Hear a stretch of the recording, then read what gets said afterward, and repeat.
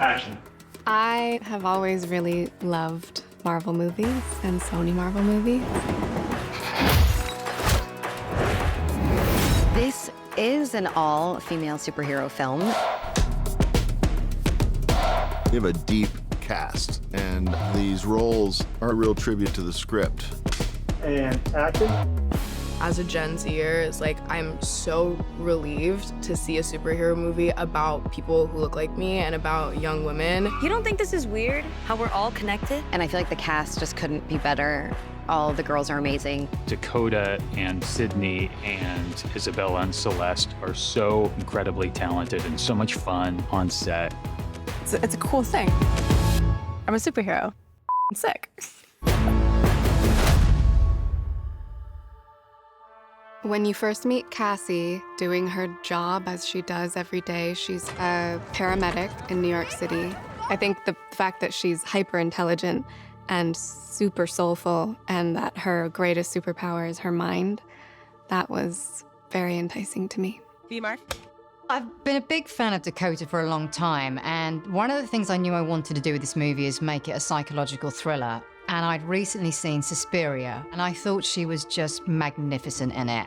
She was clearly a committed actress that was not afraid to go the distance. And then we met and we talked about the movie, we talked about the character of Cassie, and then Dakota just had all those sensibilities, and that was it. I've never really had the opportunity to do a very physical role.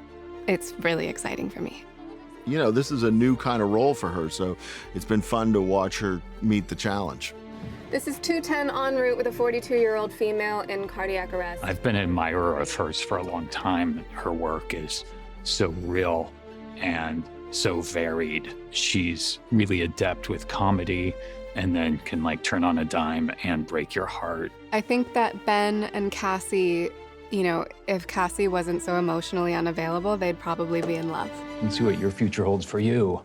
Adam Scott is playing Ben. What if I don't want to know? Well, it's just a cookie. He's got a great wit, he's got a great wisdom, which I think is what you see in Ben later. I've always been a big fan of Spider-Man since I was a kid, reading comic books and stuff, and so this entire universe is something I've always wanted to be a part of. The added bonus, working with Dakota and SJ, it was a really easy decision.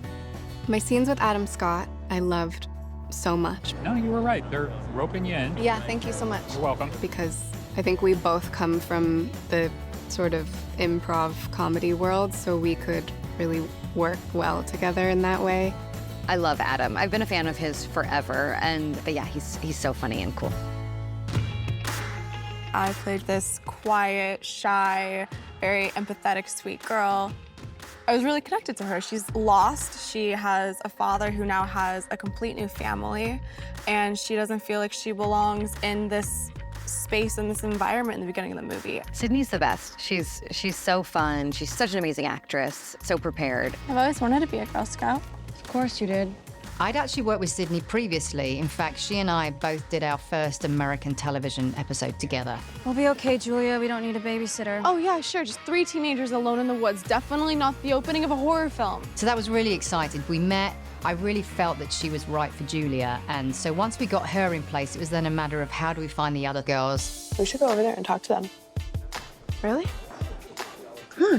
Yeah, you want to. I love Maddie because she does whatever she wants and she doesn't care what people think about her. And her main goal, I feel like, is to realize her true potential in everything she does. And action. I remember Celeste O'Connor's tape.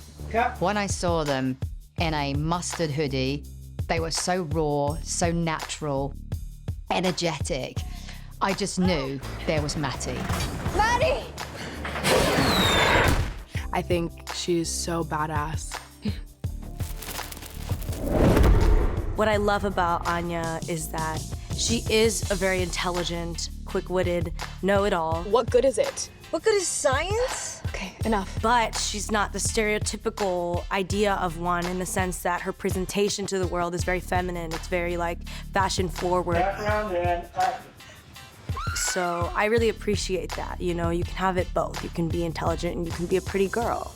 What? Where are you going? The girls, they're smart and they're ambitious and they work really hard and they're funny and like sweet. And that's just so wonderful to be around. You have three girls who all are lost in their own way, all feel like they don't belong, all feel like they are outcasts in their own environment, and they all come together. And Celeste, Isabella, and I also became really, really close.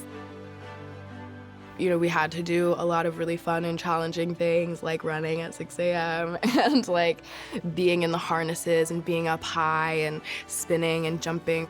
Yeah, it really felt like summer camp to be with them. We have a group chat, it's called the Boo Crew. We, to this day, it's a year later, talk in it every single day. I'm really, really happy and fortunate that I got to work with them. You're Ben's partner. I'm his sister-in-law, Mary. It was funny because when I was asked if I wanted to be in Madam Web, the first thing everybody said was, it's to play a real person, not a superhero. And I was like, huh. Either I paid myself or my water broke. I had known Emma just a little bit before, but have been a fan of hers for a long time. And she's just such a fun person to be on set with and a really terrific actress. Everyone okay? Are you okay? Yeah. What is that? The villain in this picture is named Ezekiel, and it's played by the French-Algerian actor Tahar Rahim, who is one of the most amazing people in film today. Ezekiel Sims is a fascinating villain to me. Here's a guy who grew up poor and watched his entire family starve to death. He seeks out a secret tribe in Peru, Las Arañas, who possess inhuman strength and health from a spider. I don't understand. I've been searching for that spider for years. He wants to catch this very spider to get those powers. Hey, Mark. For the greater good. Hey, Mark. Which makes him a villain with the best intentions. He's really, really special, and to get him to play the villain is a real coup for the film. And drop her. Working with SJ was an absolute pleasure. She knows what she wants, and she's open to suggestions. SJ has been an incredible leader and guide. She's extraordinarily detail-oriented. There's nothing that gets by her, and she's incredible to work with and to watch work. Really an inspiring woman. Exceedingly disciplined. She's making a comic book as grounded as it can be, given the fantastical elements that we're dealing with. And then you do that exactly where you're standing now. But she has such a great vision for the film. I was really receptive to all the ideas that she brought to the table, and being able to work with a female director who is able to take in everybody's ideas and considerations was really cool. Yeah, SJ's great. She is 100% absorbed in this world and has such a deep love for all of these characters and approaches all of it emotionally first. Yeah, I think what makes this movie different to me than other superhero movies is that it follows the relationship that these three young girls develop with each other, and also kind of centers on their journey of what it looks like to empower themselves. Much better. Much better. What I love about Marvel characters is they represent the hero in all of us. Ready, background, and action. Especially with Madam Web. It seems like anybody could be Madam Web, and that's what I think makes her so exciting.